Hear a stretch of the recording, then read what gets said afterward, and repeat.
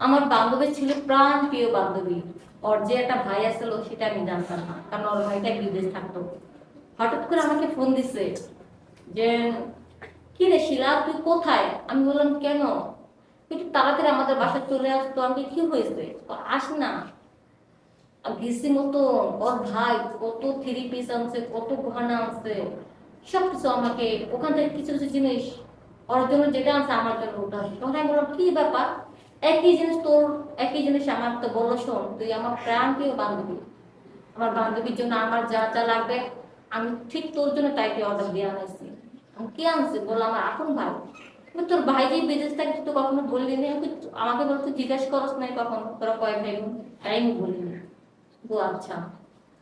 কিন্তু তার সাথে যখন কথা বলছিলাম, হঠাৎ করে যখন তাদের বাসায় আমি বুঝলাম না, তাই ভাই তো আমার দিকে তাকিয়েছিল। কিন্তু আমার না, আমার